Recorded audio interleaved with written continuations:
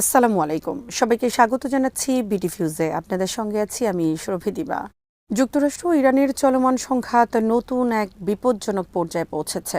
সপ্তাহের মধ্যে তৃতীয় দফায় যুক্তরাষ্ট্র ইরানের বিভিন্ন সামরিক স্থাপনায় ব্যাপক হামলা চালানোর পর ইরান পাল্টা উপসাগরীয় অঞ্চলে অবস্থিত মার্কিন সামরিক ঘাঁটিগুলোকে লক্ষ্য করে ক্ষেপণাস্ত্র ও ড্রোন হামলা চালিয়েছে। একই সঙ্গে তেহরান বিশ্বের অন্যতম গুরুত্বপূর্ণ নৌপথ হরমুজ প্রণালী অনির্দিষ্টকালের জন্য বন্ধ ঘোষণা করেছে। এর ফলে মধ্যপ্রাচ্যের নিরাপত্তা পরিস্থিতি, বৈশ্বিক জ্বালানি সরবরাহ এবং আন্তর্জাতিক বাণিজ্য নিয়ে গভীর উদ্বেগ তৈরি হয়েছে। ইরান জানিয়েছে যুক্তরাষ্ট্র তাদের সঙ্গে হওয়া সমঝোতা লঙ্ঘন করে দক্ষিণ উপকূলীয় শহরগুলোতে নতুন করে বিমান হামলা চালিয়েছে এবং হরমুজ প্রণালী দিয়ে অনুমোদনহীন নৌপথ চালুর চেষ্টা করেছে। তেহরানের ভাষ্য অনুযায়ী এর জবাব হিসেবেই তারা বাহরাইন, কুয়েত, কাতার, ওমান এবং জর্ডানে অবস্থিত মার্কিন সামরিক স্থাপনাগুলোকে লক্ষ্যবস্তু করেছে। আরও বিস্তারিত থাকছে ওয়াহিদ ফারুকের প্রতিবেদনে।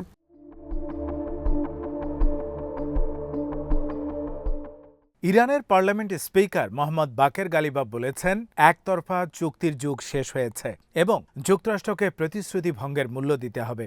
গত সপ্তাহে মার্কিন প্রেসিডেন্ট ডোনাল্ড ট্রাম্প যুদ্ধবিরতি কার্যত শেষ হয়ে গেছে বলে ঘোষণা দেওয়ার পর থেকেই পরিস্থিতি দ্রুত অবনতির দিকে যেতে থাকে। এর আগে হরমুজ প্রণালীতে 3টি বাণিজ্যিক জাহাজে হামলার ঘটনাকে কেন্দ্র করে উত্তেজনা আরও বেড়ে যায়। এরপর যুক্তরাষ্ট্র ইরানের বিভিন্ন সামরিক লক্ষ্যবস্তুতে হামলা চালায় এবং ইরান পাল্টা উপসাগর জুড়ে মার্কিন ঘাঁটিগুলোতে আক্রমণ করে।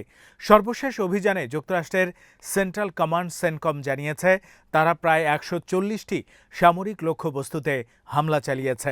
এসবের মধ্যে ছিল ক্ষেপণাস্ত্র ও ড্রোন ঘাঁটি, নৌ সক্ষমতা, গোলাবারুদ সংরক্ষণাগার, যোগাযোগ ব্যবস্থা এবং উপকূলীয় নজরদারি কেন্দ্র।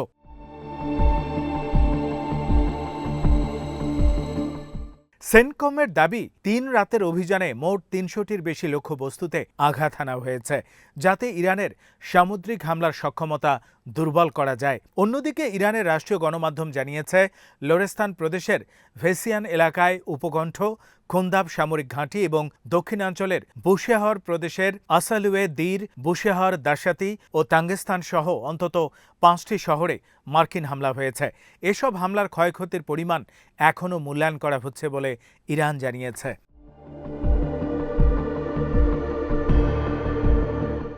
পাল্টা জবাবে ইরানের ইসলামিক রেভলিউশনারি গার্ড কর্পস বা আইআরজিসি ওমানের দুকুম বন্দরে মার্কিন বিমানবাহী রণতরীর রসদ ও জ্বালানি সরবরাহ অবকাঠামোতে হামলার দাবি করেছে।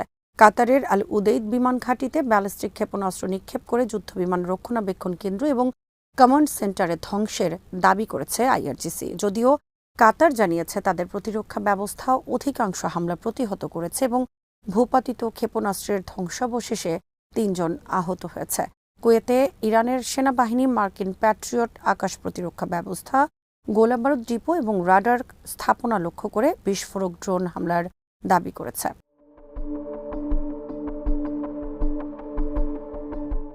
বাহরাইনে মার্কিন যোগাযোগ ও রাডার ব্যবস্থা এবং জর্ডানের প্রিন্স হাসান বিমান ঘাঁটিতেও হামলার দাবি করেছে আইআরজিসি। হরমুজ প্রণালী ঘিরেও পরিস্থিতি আরও জটিল হয়েছে।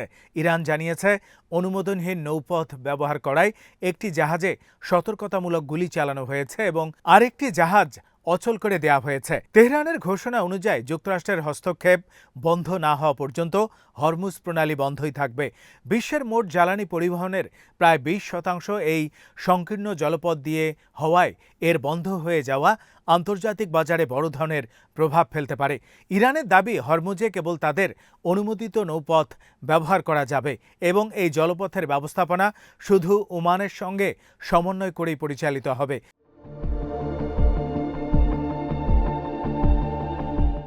তবে যুক্তরাষ্ট্র ও উপসাগরীয় সহযোগিতা পরিষদের দেশগুলো এই দাবি প্রত্যাখ্যান করে আন্তর্জাতিক নৌ চলাচলের স্বাধীনতা নিশ্চিত করার আহ্বান জানিয়েছে। এদিকে ইরানের হামলার পর ওমান, কাতার ও কুয়েত সহ বিভিন্ন দেশে সতর্কতা জারি করা হয়েছে।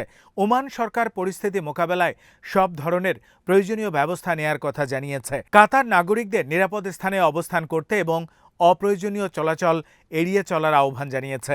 কুয়েতের সেনাবাহিনী জানিয়েছে তারা দেশের আকাশ সীমায় প্রবেশ করা শত্রু লক্ষ্যবস্তু প্রতিহত করেছে।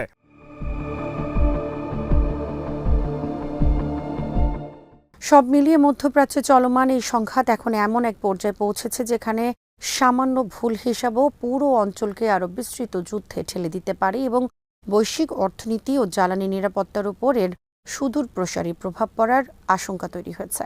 আজ এখানেই শেষ করছি। সবাই ভালো থাকুন, সুস্থ থাকুন আর দেখতে থাকুন বিডিনিউজ। চ্যানেলটি ভালো লাগলে সাবস্ক্রাইব করুন। সংযুক্ত থাকুন আমাদের ফেসবুক পেজে। আল্লাহ হাফেজ।